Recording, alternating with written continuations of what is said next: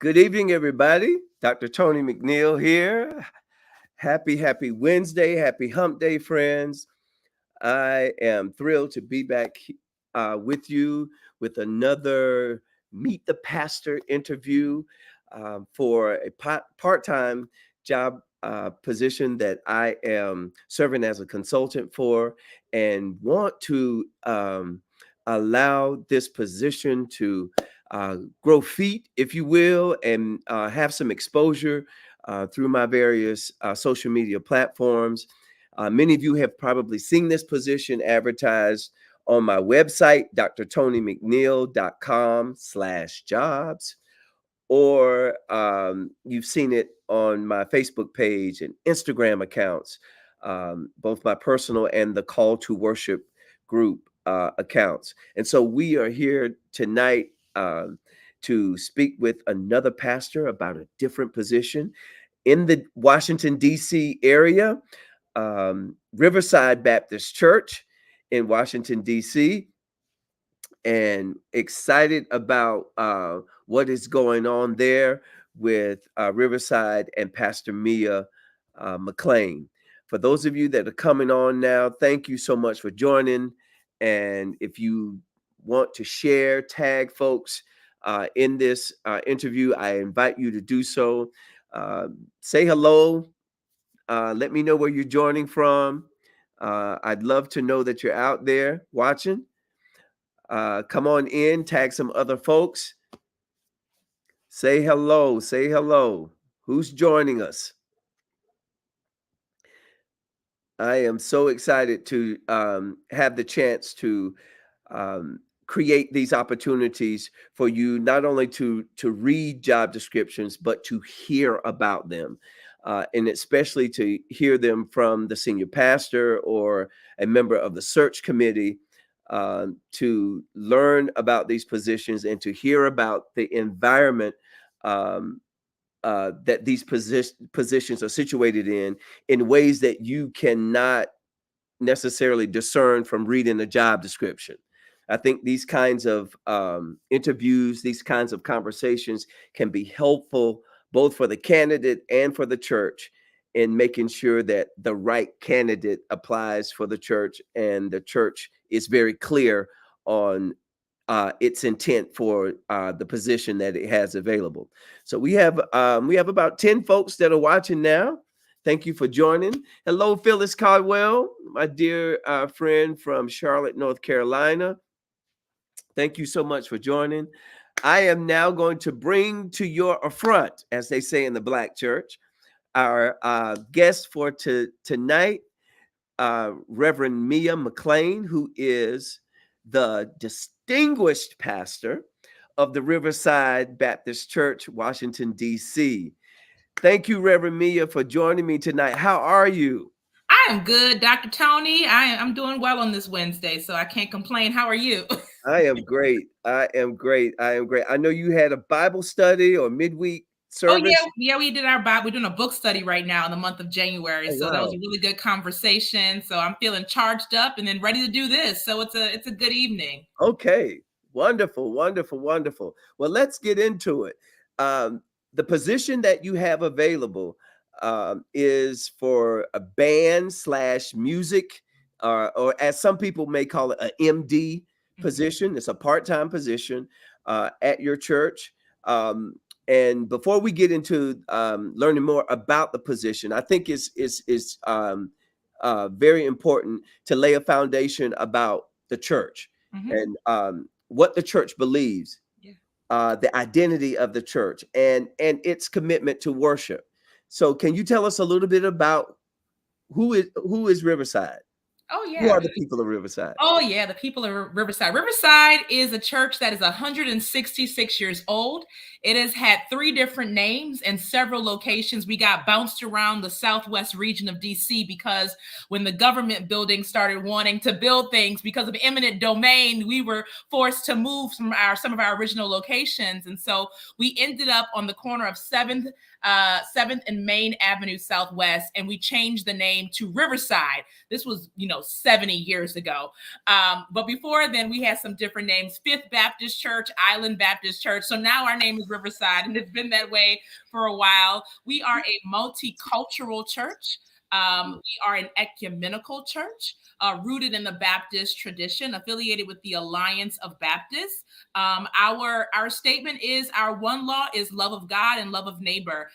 We want Mm. everybody to feel welcome and included. We are an open and affirming church. We do advocacy work around LGBTQIA and beyond justice initiatives. That is very important to this congregation that became one of the early Baptist churches that became open and affirming in the early 90s.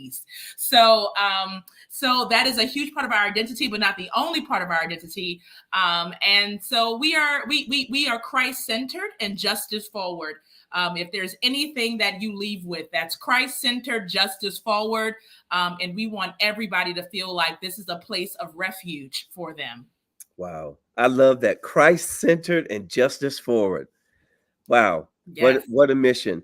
Tell us a little bit about the worship life of Riverside and what its I guess mission or vision for worship, and especially yours as a pastor. Yes. Well, I'm fairly new here, been here almost a year and a half. So first coming in, just sort of getting my bearings, figuring out what their natural inclinations were, their natural style was.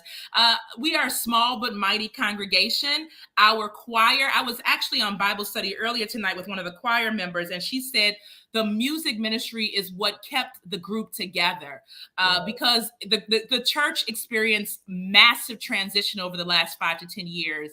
Not only did it tear its former building down and went through a rebuilding process, which means that it was out of its own building for 2.5 years. After it got in its building, the pastor who had been there for 28 years retired, and an interim came. And then after that, we all know what happened. The pandemic shut it down. So the music ministry really held a core group together, singing choir songs, we sing Stevie Wonder in worship. We sing Aretha Franklin in worship. We ain't scared. Okay, they experiment. I love that. I did not have to bring them on that journey. They were already on this journey of saying, listen, the sacred is secular and the secular is sacred, and we are going to blur those lines and not make a distinction between them. So the worship life is vibrant at our church. I love that we sing hymns and we sing Stevie Wonder, because that's important to people. We are ecumenical. We have people who are former Catholics in our church, former Methodists. So for us to sing, our God, our help in ages past is just as important as singing total praise. And we do both of those. And we want to continue to have that kind of diversity. My vision for the future is to continue to deepen that diversity. Mm-hmm. But also to go even further. I'm an artist myself. I believe in the power of that God is still speaking. I'm ordained in the United Church of Christ. So our motto is God is still speaking. God is still speaking, and God is still speaking to us and through us. And we are still writing new hymns. We are still writing music. We are still figuring out what the sacred is in 2024. And so my vision for this church, because we are so artistic, is to expand what we are already doing, to include original music, and more so in worship. We've done a few things here and there to empower people to say, you have the power to write a hymn. You can write a refrain. It don't take much. What is the refrain of Riverside? My goal for 2024 is to figure out what the refrain of Riverside is. Every church has its song. Every church has a refrain, and to hear you speak so passionately about embarking upon a journey to find out what that refrain is for your church is exciting. I love the energy of you saying that the sacred is secular and the secular is sacred, and seeing all good music as a possibility for worship, all good and ethical music that is appropriate for worship as a possibility. I think that's a very holistic and healthy way of approaching worship. So thank you for offering that.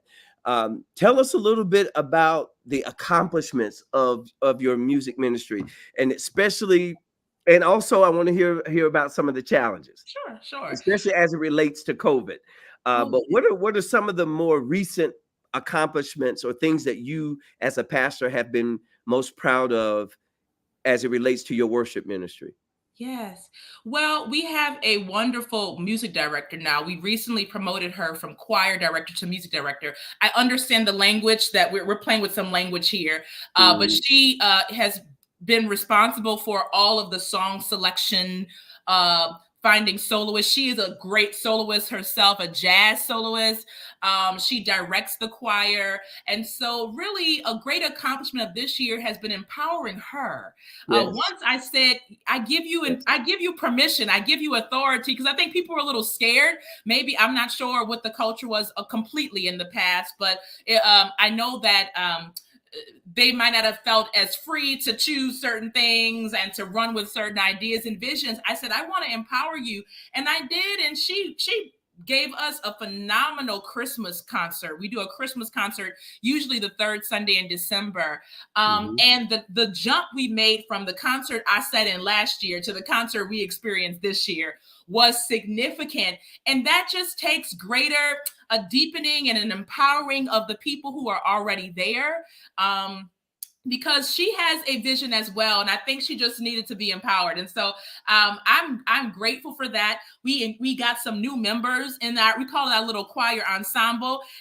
They may be 8 or 9 people, but they are mighty. So I'm grateful that Right. we get focused on numbers a lot, and I think that there are challenges connected to maybe not having as many numbers, but I also see this as a gift, because that community is building a tighter bond. Now that we are kind of in a rhythm, I've been here now, so they have a settled pastor.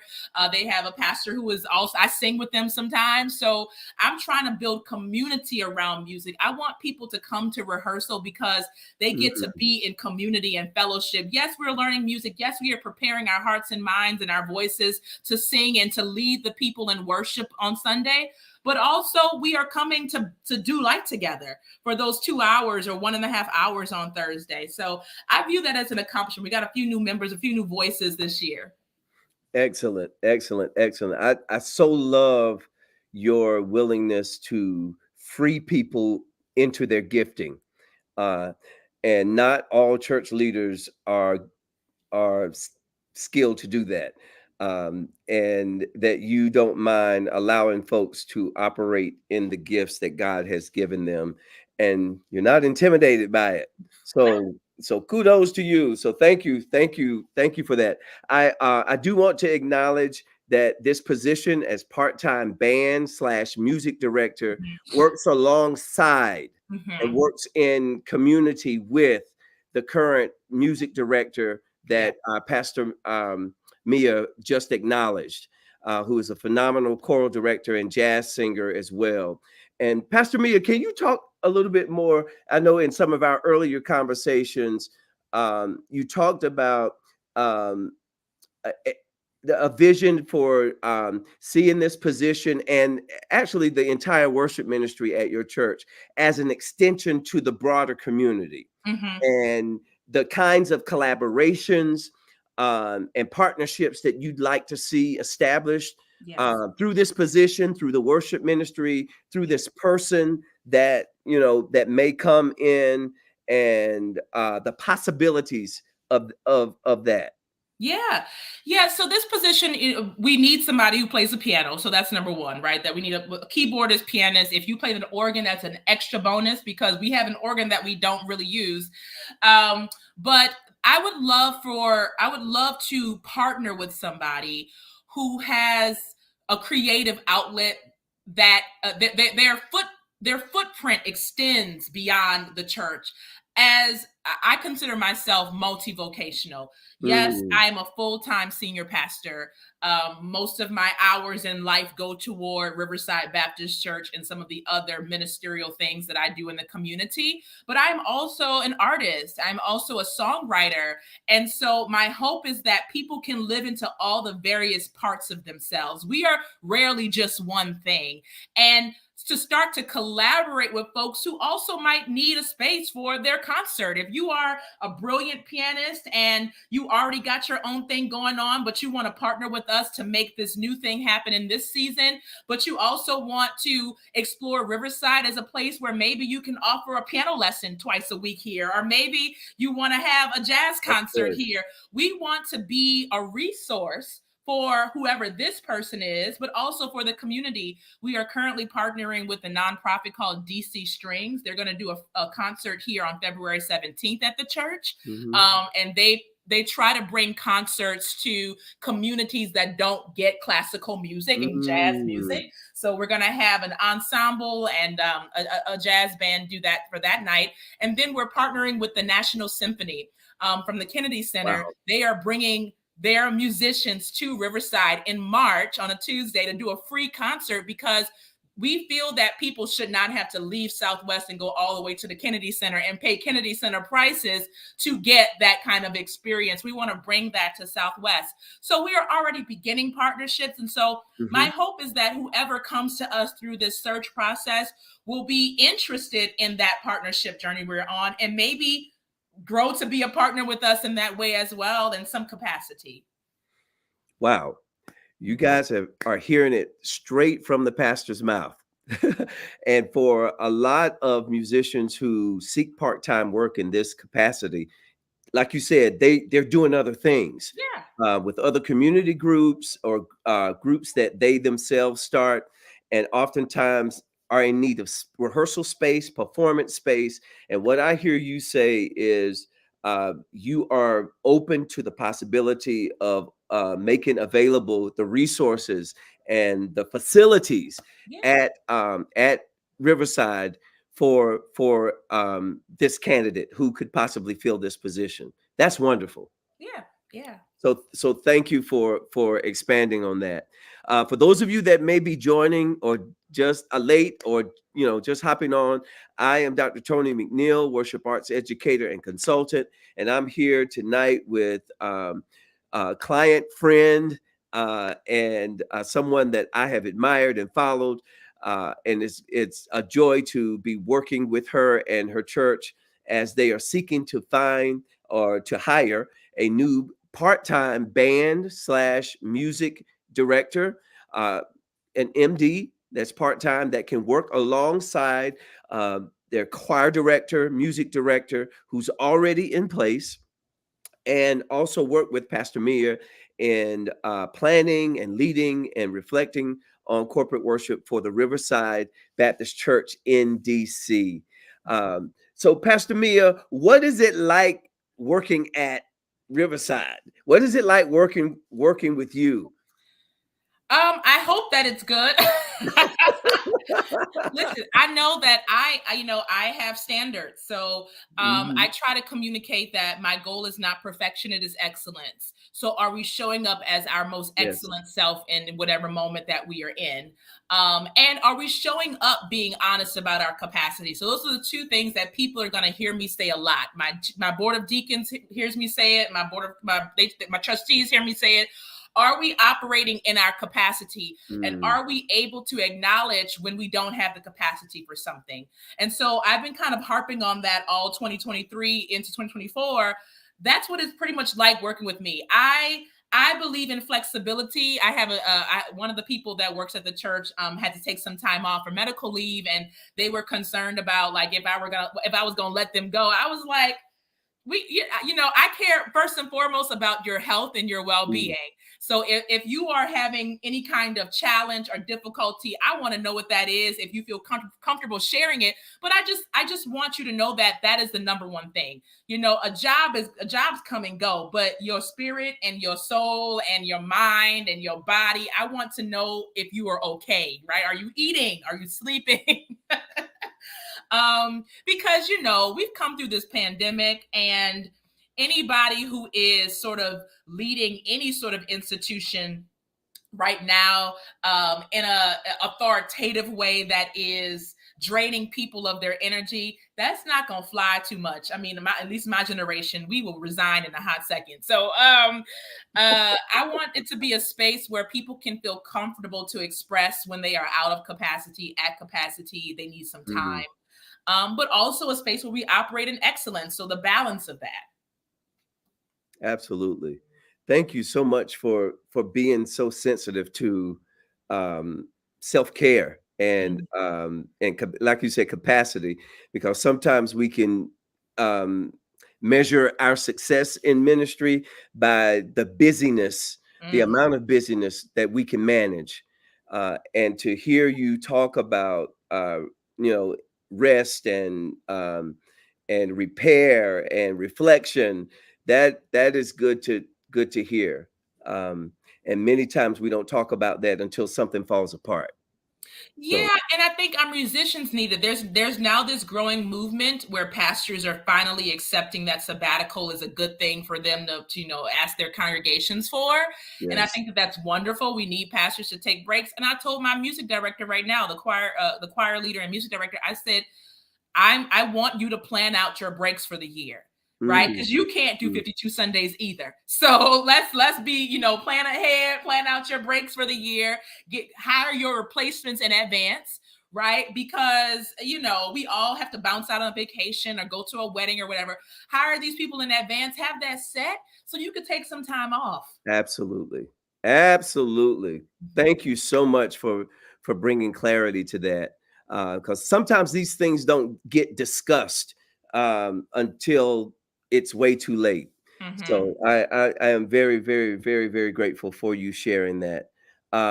What is it that you're and I know we've already alluded to the fact that you're looking for someone who is obviously gifted in piano and preferably organ Mm-hmm. as well. And when you say organ, you mean Hammond organ, pipe organ, or both? So it's not a pipe organ anymore. People come to the sanctuary, they see the pipes, those are the old pipes. Hmm. It's I forget the brand, but it is not a pipe organ. So Right. that's how much Okay. as much as I know. But it really has not been touched since before the pandemic.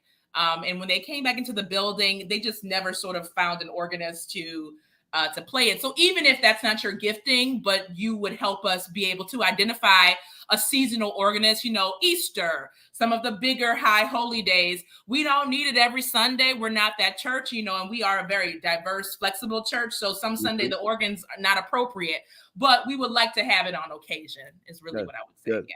Are there other musicians that you have on staff, like a drummer, bass We player? have a drummer. We have a drummer who's been with the church for maybe almost 10 years now. He also has a full-time job on Capitol Hill, but he's our drummer on Sundays and he loves it. So he has his own band, his own jazz band. So again, we empower him. I've told him before, you ever want to bring your band over here, Good. jazzy blue, we ready for you, to come and brighten up this space. We have a bass player, electric bass player, who is a church member who volunteers his time. So we've been working with like a 3-piece most Sundays for special occasions, like for Christmas, we usually hire a synthesizer. We hired a saxophonist this year. So we will add in things here or there, just for some special needs we want to have, right? And we also have, I bought a few percussion pieces. I think I bought a djembe. So, I love experimenting with things. We've had African drummers before. We've hired West African drummers for Juneteenth. So even if, your gifting is not a thing, we would want to still on some special Sundays have that diverse music come in to fill us out and offer us something new. Great, great, great, great. Another question for you. What and I think a lot of churches are defined by what they sing. Uh, and one of the things that I'm interested in is I engage with churches as a consultant. What theologies are you singing in your hymns and in your gospel and in other music that you are incorporating in worship? So my question for you are, what are the songs that Riverside loves to sing? What are the hymns that are beloved to your congregation? Or what are the gospel songs that when your congregation sings them or when your choir sings them, it makes your church come alive? Hmm. Y- Okay, so the choir loves total praise. The congregation loves total praise. Gotcha. They just, I mean, everybody loves total praise, but Yeah. they love total praise. They lately they've been really jiving to a few new Kirk Franklin stuff. Okay. The choir they come alive when they sing. What's that song? He saved the day, he will come through. Da, da, da, da, da. It's a very like Yeah. jazzy, Kirk Franklin did his thing on that. Yep. Yep. So they've been coming alive with stuff like that. But they also love this song called Breath of Heaven. Amy Grant has a rendition, but it's a choral version. So they still are singing sheet music, choral songs, because they really love that. And that was the tradition of the church. So Breath of Heaven, what other choral songs? More classical leaning choral songs they do. Um, we do such a mixture. We've been leaning into a few CCM ish things that the theology is in alignment. I will say that Okay. if the Okay. theology is in Gotcha. alignment, we will lean into that. Some things that are easy to teach the congregation for like the post sermon song, the song of consecration. We're shifting away from super wordy stuff there to stuff that is more reflective. But they're not ashamed of a 4-verse hymn. Okay, Okay. they will do it, and they will gladly do it. And so we're not one thing or the next, But I like to have diversity because I know that I have a diverse congregation that likes different things. So, what is the song that they loved? It's a hymn. I can't remember right now, but I try to make sure every once in a while I slide in that hymn because my church administrator really enjoys it. I got you. I got you. Well, Yeah. thank you for all that you've shared thus far. I want to open the floor for any of the folks who are still with us. I know folks have been coming on and popping off.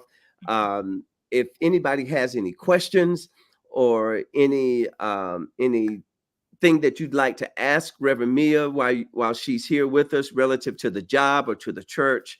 I want to recognize the presence of Dr. Emery Andrews, who is a well-known retired music educator and church musician in the Baltimore, D.C. area. He is on tonight. He is connected to a lot of church musicians in the area. So, Dr. Andrews, tag some folks in this interview and in the job posting so we can find the right person for this congregation. And also, I see Philip Carter, who is also another DC based church musician and um, person that is connected in the church music, sacred music community in DC. Philip is doing a tremendous amount of heavy lifting and important work online through his Hymns with Philip Carter Mm. ministry on Facebook and YouTube. And just had a citywide celebration of music ministers and worship leaders in the DC Baltimore area that I think they meet quarterly to honor a select group of church musicians and worship leaders and clergy. And he's just doing a great work. And I'm happy to see him on. I see my brother DK Hammonds, Phyllis, my dear cousin Carla Jackson, who resides in Richmond, Virginia. Thank you for joining, Carla. Are there any questions about the position? Oh, Dr. Andrews is asking, where is Riverside? It's in Southwest DC at the wharf. So if you've been to the wharf recently, the DC waterfront has been completely rebuilt in the past 10 years. So it might not look like what you remember, but there's a lot of restaurants now and hotels and things. So it's on Main Avenue and 7th Street, the corner of Main and 7th. So we're right on the corner. We face out to Main Avenue. We face the Potomac River. You can see the Potomac River from our front door. Awesome. Awesome. Are there any other questions? Again, you can find this position posted on my Facebook page and my Instagram accounts. and as well as on my website, drtonymcneil.com/jobs. It can be found there. Uh, my friend Phyllis Cardwell says, Pastor Mia, is the whole congregation readily involved in singing during worship?